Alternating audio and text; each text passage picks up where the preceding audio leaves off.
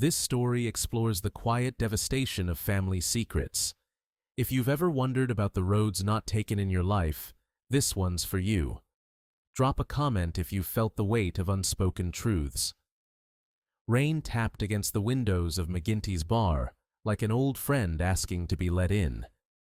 I watched it streak down the glass, distorting the world outside into watery smudges of neon and streetlight. 50 years old today. Half a century of breathing, moving, existing. And what did I have to show for it? One drink, one slice of cake, and a silence so complete it had its own presence. The bartender, Joe, had placed the chocolate cake before me with a quiet nod. No candle. He knew better by now. This was my 5th birthday spent in this same booth, nursing the same whiskey, watching the same rain. Portland's perpetual tears, washing away another year. "Happy birthday, Mr. Leary," Joe said, wiping down the counter. His towel made lazy circles on the wood, his eyes never quite meeting mine. There was kindness in the avoidance. "Thanks, Joe." The words felt heavy in my mouth.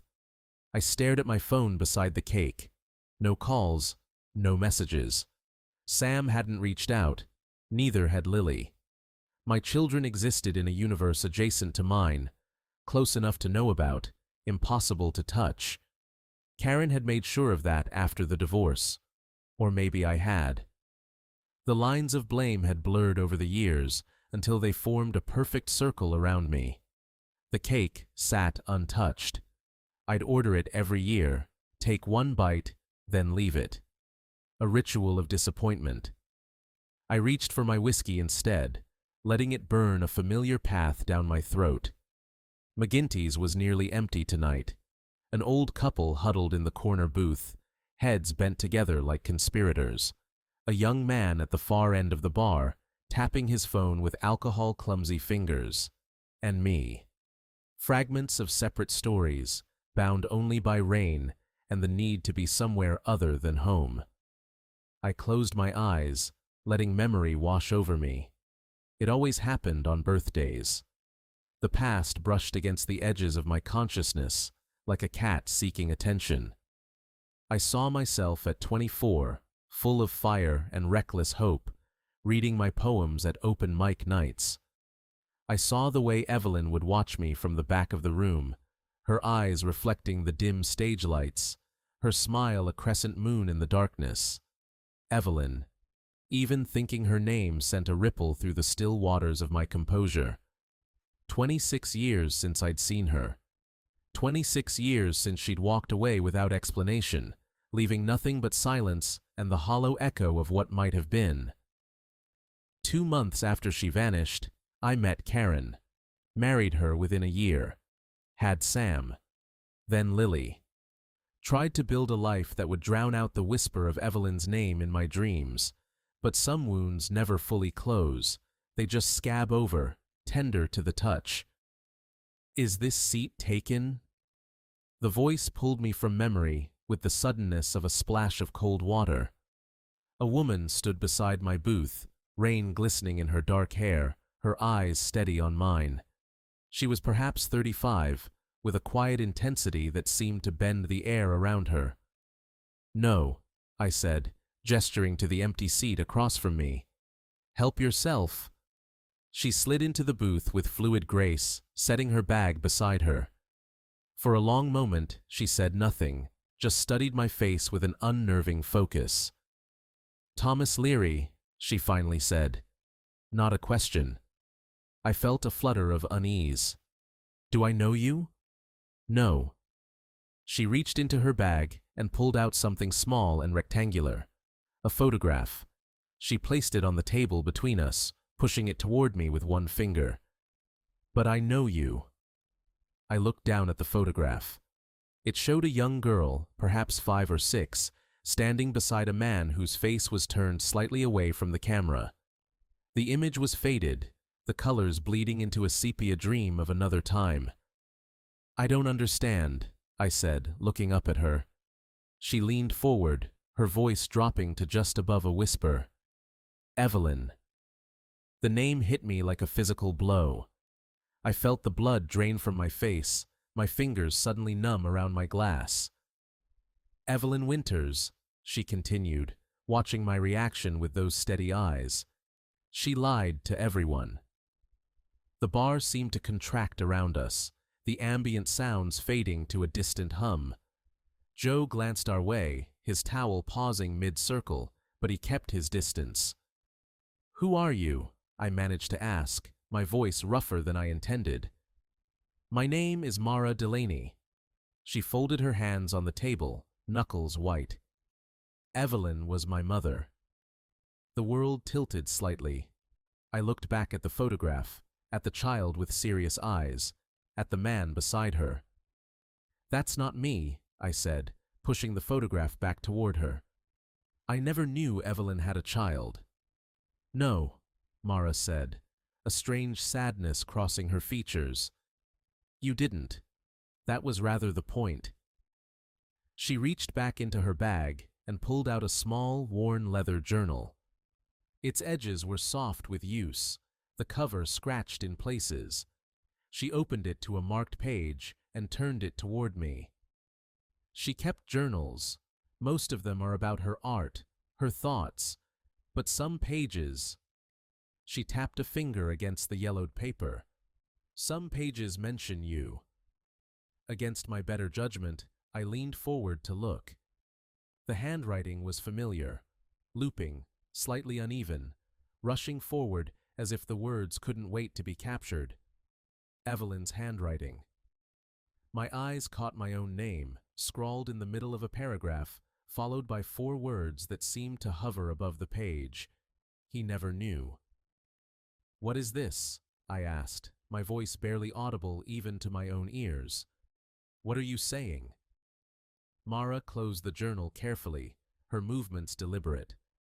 "I'm saying that 26 years ago, Evelyn Winters disappeared from your life, and mine began." The implications hung in the air between us, dense as smoke.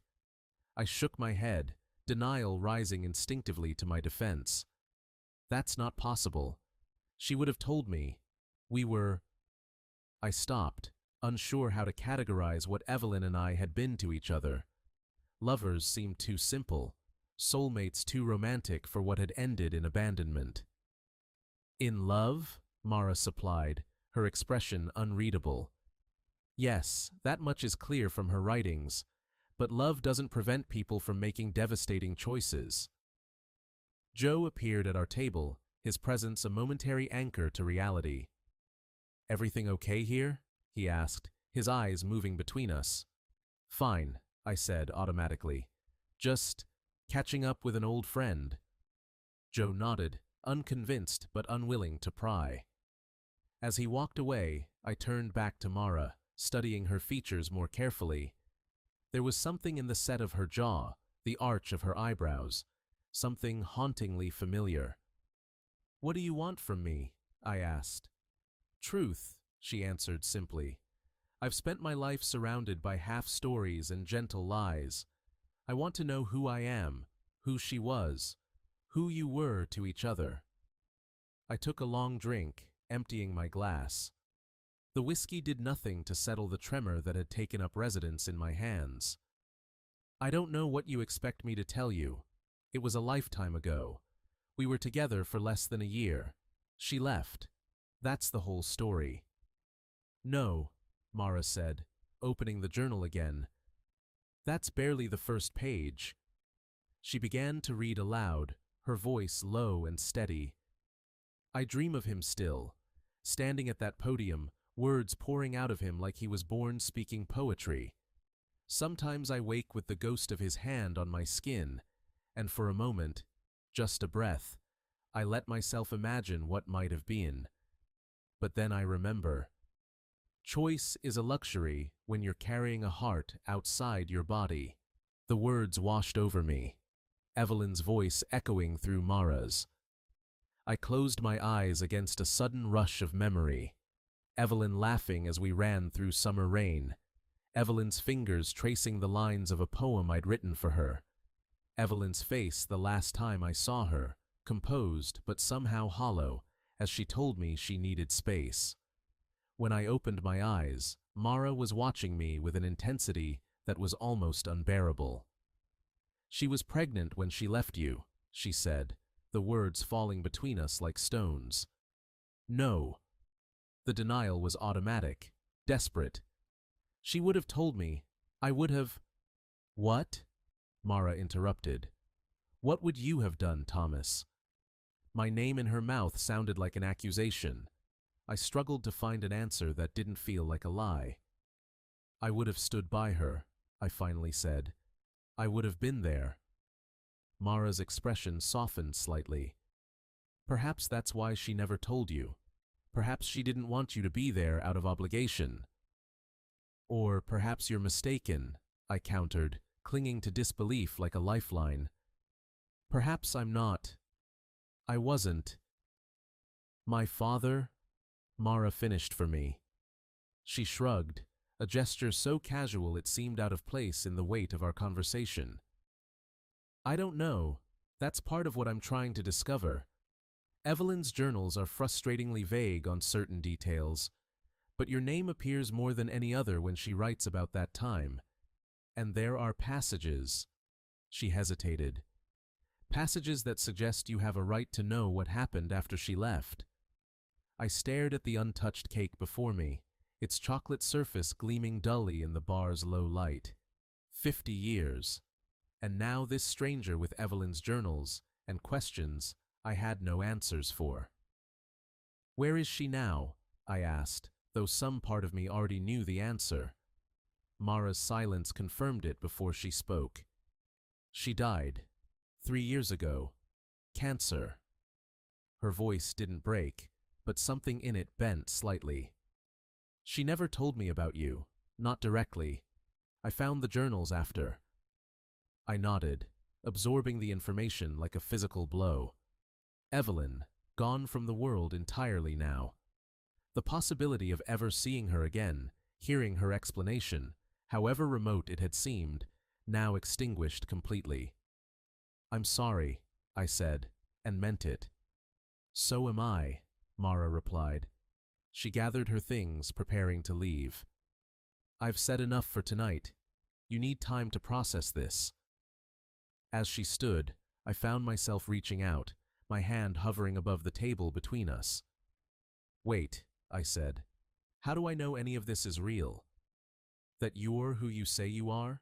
That these journals are even authentic?" Mara looked down at me, her expression a complex mix of sympathy and determination. "You don't," she acknowledged. "But I'll be at Riverside Cafe tomorrow at 2. If you want to know more, if you want to see the rest of what she wrote, you know where to find me." She turned to leave, then paused, looking back over her shoulder. "Happy birthday, Thomas," she said softly. Then she was gone, the door swinging closed behind her, leaving only the sound of rain and the lingering scent of something I couldn't quite identify. Something that reminded me, painfully, of another time. Joe appeared beside the table, a bottle of whiskey in hand. "Refill?" he asked. I nodded, pushing my glass toward him. As he poured, he glanced at the door where Mara had disappeared. "Old friend?" he asked, his casual tone belied by the concern in his eyes. "No," I said, staring at the amber liquid rising in my glass. "New ghost." Joe nodded, as if this made perfect sense. Perhaps, in his years behind the bar, he'd seen enough of human drama to understand that sometimes the past arrives wearing a stranger's face. I didn't touch the cake. Instead, I reached for my phone and scrolled to Sam's contact information. My thumb hovered over the call button for a long moment before I set the phone back down. What would I even say? "Happy birthday to me. By the way, you might have a half-sister." The thought was absurd. And yet, as I sat in the dim light of McGinty's bar, watching rain create rivers on the window glass, I couldn't shake the feeling that somewhere in Evelyn's journals lay a truth that would reshape everything I thought I knew about my life, my choices, my failures. I drained my glass, left money on the table, and stood. The cake remained untouched, a silent witness to yet another birthday marked by absence. But as I stepped out into the rain, I found myself doing something I hadn't done in years. I made a wish. Let her be wrong, I thought, turning up my collar against the weather. Or let me be strong enough to hear the truth. The rain had no answer. But somewhere across the city, Evelyn's daughter, perhaps mine too, was waiting with the next chapter of a story I never knew I was part of. The rain had softened to a gentle mist by the time I pushed open the door of Riverside Cafe. Droplets clung to my jacket, refusing to be shaken off, much like the thoughts that had circled my mind throughout a sleepless night.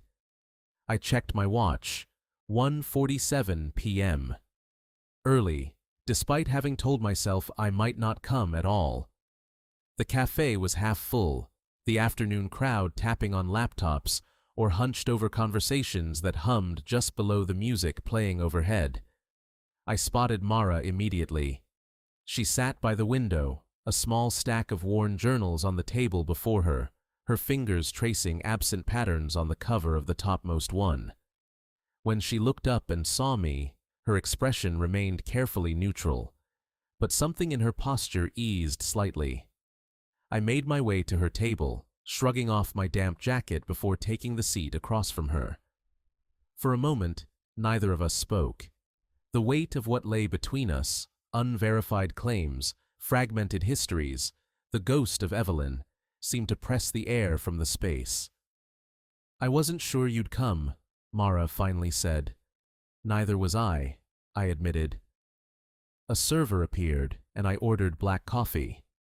When she left, I turned my attention to the journals. "How many are there?" I asked. 7, Mara replied.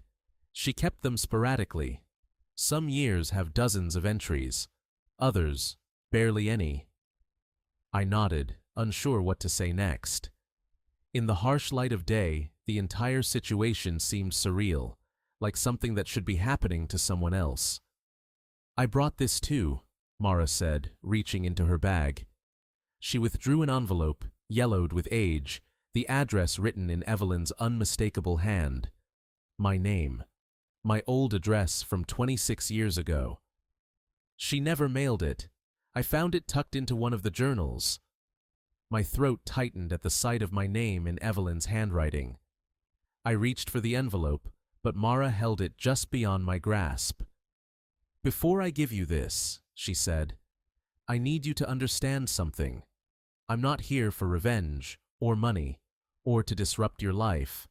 I'm here because—" She paused, gathering herself. "Because Evelyn kept so many secrets, from both of us, and I need to know who I am." "And you think I have those answers?" "I think you're part of them." She pushed the envelope toward me. "Read it." I took the letter, my fingers trembling slightly. The paper felt fragile, as if it might dissolve at my touch. I opened it carefully, unfolding a single sheet covered with Evelyn's writing. "Thomas, by the time you read this, if you ever do, I will be far away, and it will be too late for us. I want you to know that leaving was the hardest thing I've ever done. Not just because I loved you, though God knows I did, with a completeness that terrified me, but because of what I'm taking with me. I am pregnant. The child is yours, though I won't ask you to believe that. After all, I've given you no reason to trust my word. But it's the truth, as surely as the fact that I am writing this letter that I'll never send. I could tell you all the reasons why I'm leaving. My mother's descent into mental illness that began at my age, my fear that I'll follow her path, my certainty that staying would only drag you down with me. I could tell you that I'm protecting you, saving you from a burden you never asked for. But the truth is simpler and more selfish. I'm afraid. Afraid that you would stay out of duty. Afraid that you would resent us both, eventually. Afraid that you would love us too much, and that somehow, that would be worse. So I am choosing for both of us. Perhaps that makes me a monster. Perhaps someday our child will hate me for it. But I can live with that hatred more easily than I could live with watching the light in your eyes dim over years of struggle. You would have loved her, but I was afraid of what love would cost her. Be happy, Thomas. Be the poet I fell in love with. Find someone who doesn't carry shadows in her blood. Evelyn. I read the letter twice, then a third time, as if the words might rearrange themselves into something less devastating, something I could bear. The cafe around me seemed to recede, leaving only the page in my hands and the woman across the table, watching me with Evelyn's intensity. She was pregnant, I said, my voice sounding distant to my own ears. It wasn't a question anymore. The letter had erased that possibility. Yes, Mara confirmed. And you are... her daughter. Mara's gaze was steady. Whether I'm yours as well, that's what I'm trying to determine. I set the letter down carefully, as if it might shatter. Why now? She's been gone for 3 years. Because it took me that long to piece things together, Mara replied. Evelyn never talked about her past. Not really. I grew up in foster care after she became too ill to care for me. Cancer, the first time, when I was 7. She recovered, but it came back when I was 15. Her voice was matter-of-fact, but I could hear the cost of that composure. After she died, I found the journals. I've spent 3 years trying to make sense of what she left behind. I tried to absorb this. Evelyn, ill. Evelyn, leaving her daughter to strangers. Evelyn, keeping secrets until the very end. I need to know, I began, not sure how to frame the question. If you're my father? Mara finished for me. She shrugged, a gesture so reminiscent of Evelyn that it sent a shock through me. DNA tests exist, but honestly, that's not what I'm after. Not primarily. Then what? I asked. Understanding, she said simply. Who she was, who you were together, why she made the choices she did. She paused. And maybe who I might have been if things had been different. I looked at her, really looked at her, for the first time. There was something in the tilt of her head, the shape of her eyes, that echoed Evelyn. But there were other features I couldn't place. The set of her jaw, the furrow between her brows when she concentrated. I found myself searching for traces of myself in her face, unsure whether I hoped to find them or not. How much do you remember? Mara asked. About her, about that time. The question opened a door I'd kept locked for decades.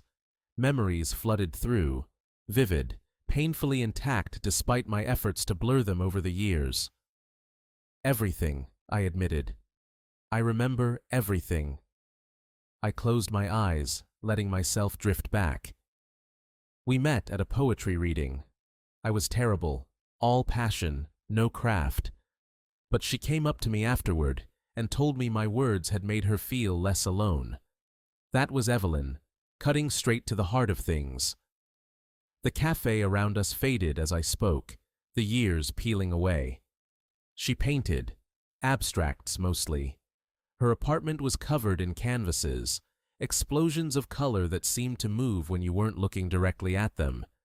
She said art was how she made sense of the noise in her head. I opened my eyes.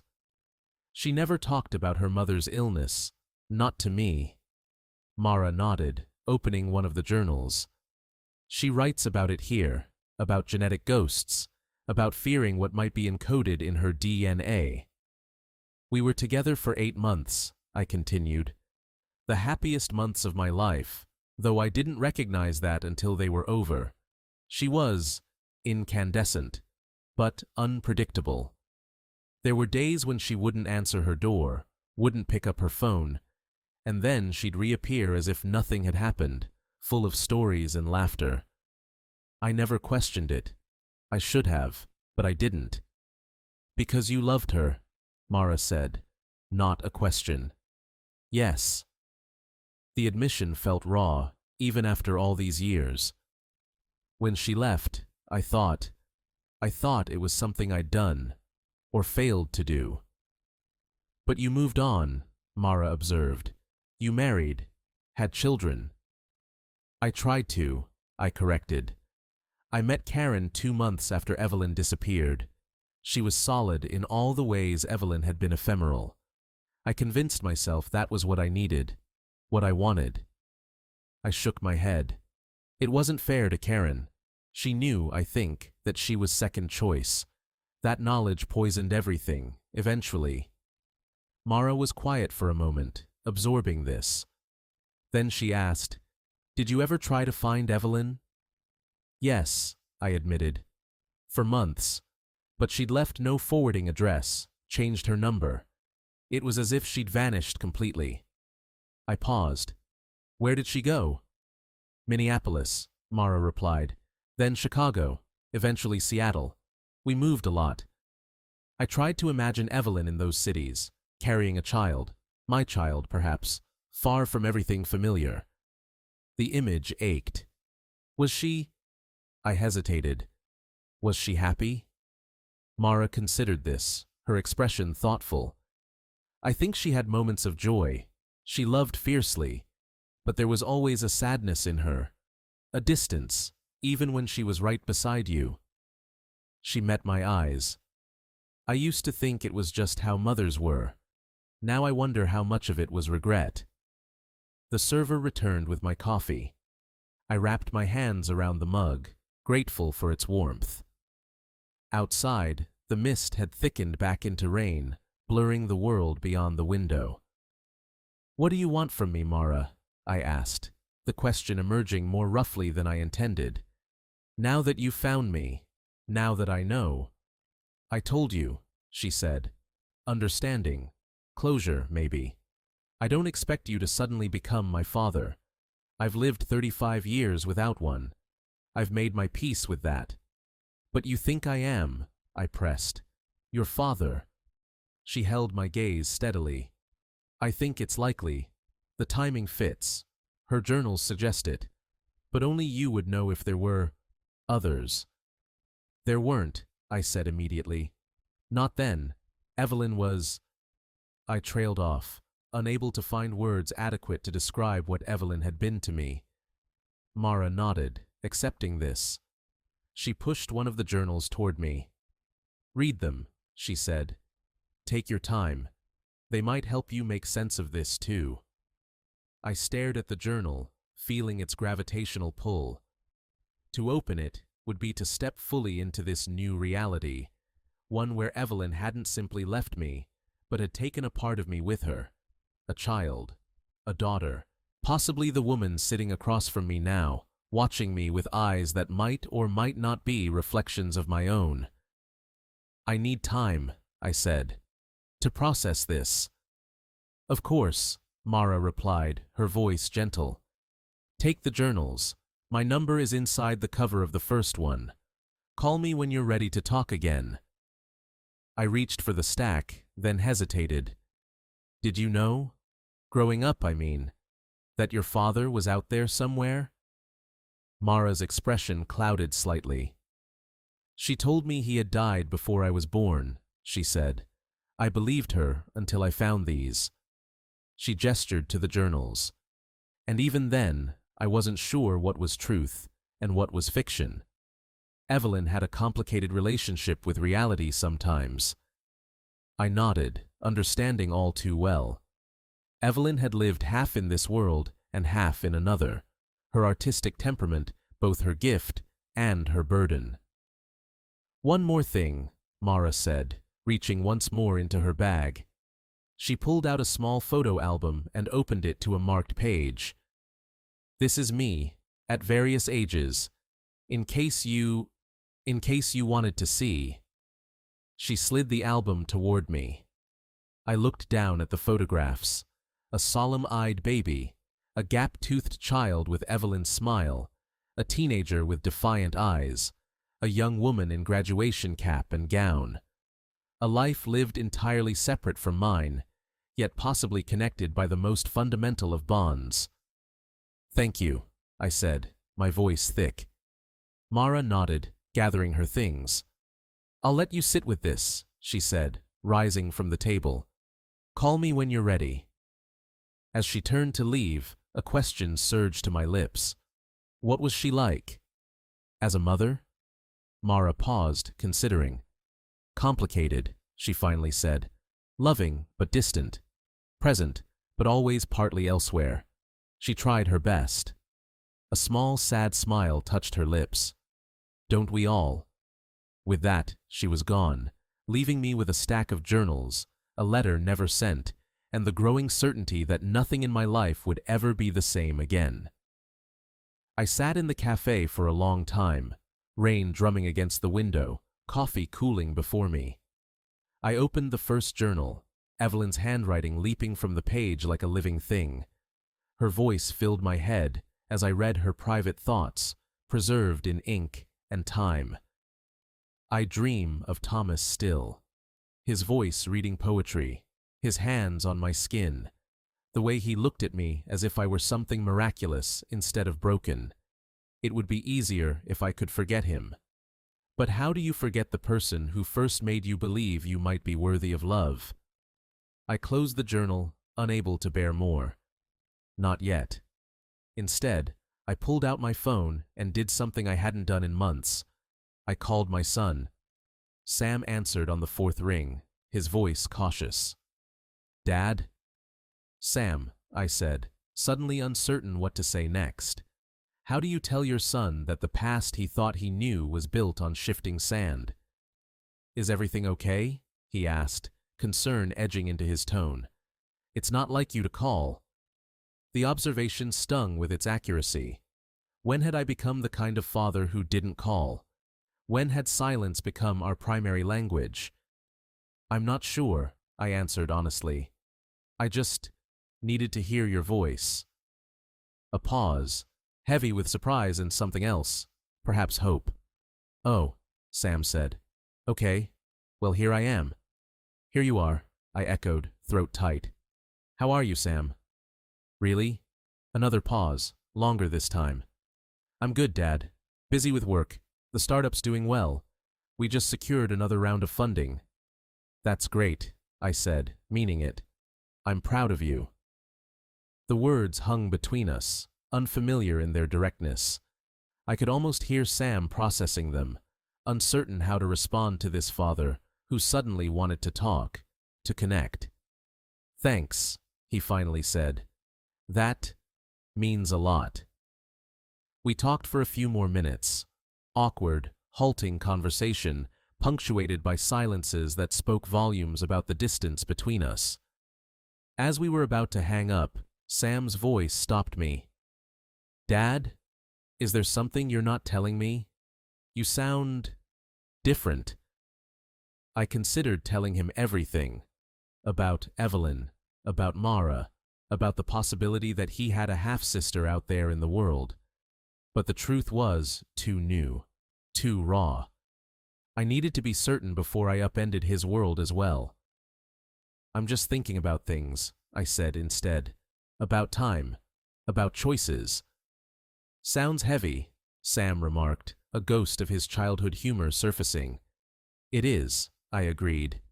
Hey, Sam? I'm sorry I haven't been better at this, at being present. The admission seemed to catch him off guard. Dad, you don't have to. I do, I interrupted gently. I do have to. It matters. After we hung up, I gathered Evelyn's journals and walked to my car. But instead of heading home, I found myself driving to Karen's house, the home we'd once shared, where we'd raised our children, where I'd sleepwalked through years of marriage while a part of me remained trapped in the past with Evelyn. Karen answered the door with surprise that quickly shifted to wariness. Thomas? What are you doing here? She looked the same, yet different. Her hair shorter now, streaked with elegant silver. Her eyes still sharp with intelligence, but softened at the corners by the years. I need to ask you something, I said. About Evelyn. Karen's eyebrows rose, but she stepped back, allowing me inside the house that had once been ours. Some things had changed. New furniture, different colors on the walls. But the bones of the place remained familiar, like the setting of a recurring dream. Evelyn, Karen repeated as we settled in her living room. That's a name I haven't heard in a long time. I know, I said. I'm sorry to bring her up. Karen studied me, her head tilted slightly. What is this about, Thomas? Why now? I took a deep breath. Did you ever suspect anything? About her? About why she left? Karen was quiet for a moment, her fingers playing with the necklace she wore, a habit she'd had for as long as I'd known her. Finally, she said, I had thoughts, suspicions, nothing concrete. What kind of suspicions? I pressed. She sighed. You talked about her, you know, in your sleep, during our first year together. Her name, over and over. She met my eyes directly. And once, you put your hand on my stomach and whispered, Don't leave me again. I stared at her, the implications of her words sinking in. Had some part of me known? Had I sensed, somehow, what Evelyn had taken with her? There was something else, Karen continued, her voice softening. When I was pregnant with Sam, you were obsessed with doing everything right. The vitamins, the doctor's appointments, the breathing exercises. I thought it was just first-time father anxiety. But now, I wonder if I was trying to make up for something I didn't even know I'd lost. I finished quietly. Karen nodded. Was I right? Did she leave because she was pregnant? I looked at the woman who had shared 20 years of my life, who had given me 2 children, who had finally walked away when my emotional absence became too much to bear. I owed her the truth, at least. Yes, I said. I just found out. Her daughter, my voice caught on the word, found me yesterday. She has Evelyn's journals, letters, photographs. Karen was silent for a long moment, absorbing this. When she spoke again, her voice was gentle but firm. So you have another child, a daughter. Possibly, I said. I don't know for certain yet. Does it matter? Karen asked, surprising me. Whether she shares your DNA? She's Evelyn's daughter. That seems to be enough for you to be turned inside out. As always, Karen cut to the heart of things. I had no answer for her. What are you going to do? She asked. I shook my head. I don't know. I'm still trying to understand what this means. For me, for Sam and Lily, for this woman who grew up thinking her father was dead. Karen leaned forward, her expression softening. Thomas, listen to me. You've spent your entire adult life with one foot in the past. Even when you were with us, part of you was always with her. Maybe this is your chance to finally face that ghost, to lay it to rest, one way or another. I nodded, her words resonating with a truth I couldn't deny. Thank you, I said, rising to leave, for talking to me, for understanding. Karen smiled, a hint of sadness in her eyes.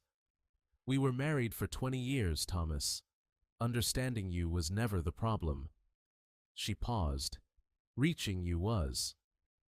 As I drove home through the persistent rain, Evelyn's journals sat beside me on the passenger seat, a Pandora's box already opened, its contents spilling into every corner of my life. I thought of Sam's voice on the phone, cautious but hopeful, of Karen's insights, cutting through my defenses with surgical precision, of Mara's steady gaze as she handed me the key to a past I'd never fully escaped. And for the first time in decades, I thought of Evelyn not with aching longing, but with clear-eyed recognition of a truth I'd long denied. She had made a choice, a devastating, life-altering choice. And now, 26 years later, I was facing one of my own. I pulled into my driveway as night was falling, the rain finally abating. Inside my quiet house, I settled at the kitchen table with Evelyn's journals spread before me. Taking a deep breath, I opened the second one and began to read, letting her voice, so long silenced, wash over me once more. The baby moved today, a flutter, like poetry taking shape beneath my skin. I told her about Thomas, not his name, not yet, but who he was, how he saw beauty in broken things, how his words could make the world stand still. Someday, perhaps, she'll understand why I left. Someday, perhaps, I will too.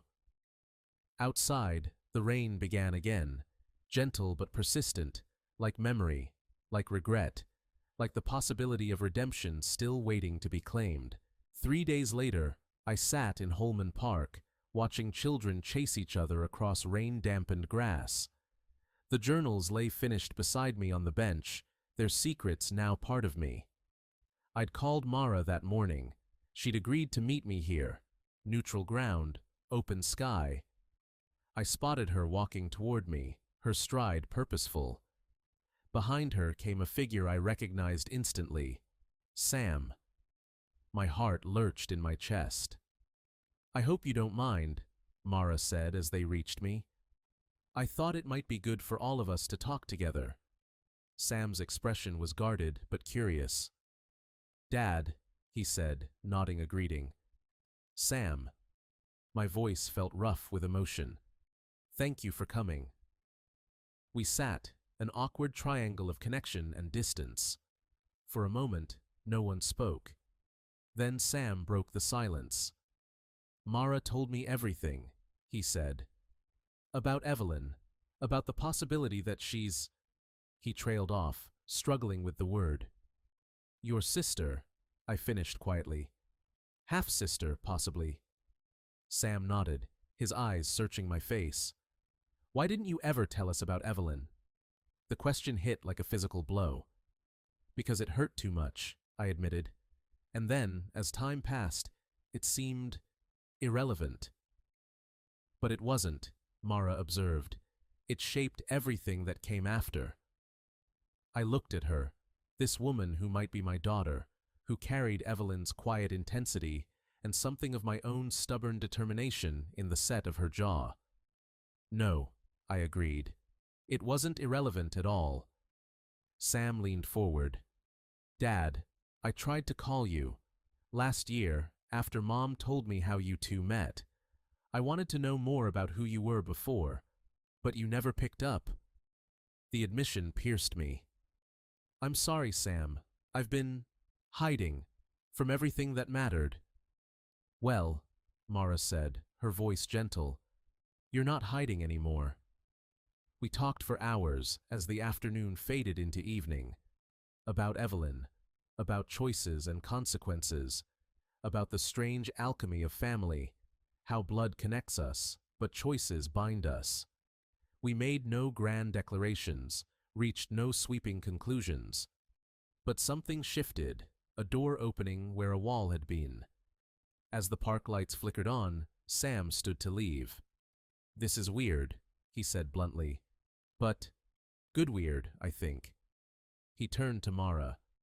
"Would you want to get coffee sometime? Just to talk?" Mara smiled. Evelyn's smile, bright with possibility. "I'd like that." After Sam left, Mara and I walked slowly toward the parking lot. "Are we going to do the test?" she asked quietly. I considered the question. The journals had convinced me of what I already knew in my heart.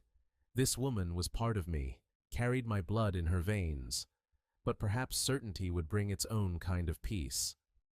"If you want to," I said. "But I don't need it to know that I want to be in your life. If you'll let me." Mara nodded, her eyes bright with unshed tears. "One step at a time," she said.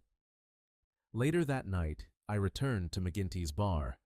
Joe was behind the counter, his eyebrows rising slightly as I took my usual booth. "Little early for your birthday," he observed, coming over. "I'm not here for my birthday," I said. "I'm here because it's Tuesday, and I'm alive, and that seems worth marking." Joe smiled. "What'll it be?" "2 glasses of your best whiskey," I said. "And no cake." When he brought the drinks, I raised one in a silent toast to the empty seat across from me, to Evelyn, to the past that had shaped me, to the future still unfolding. The second glass remained untouched, a placeholder for all that had been lost. But as I sipped my whiskey, watching the rain paint patterns on the window, I felt something I hadn't expected. Not closure, exactly, but possibility. Tomorrow, I would call Lily. Next week, dinner with Sam and Mara. Small steps toward connection, toward presence. The rain continued, gentle but persistent, washing the world clean for whatever might come next,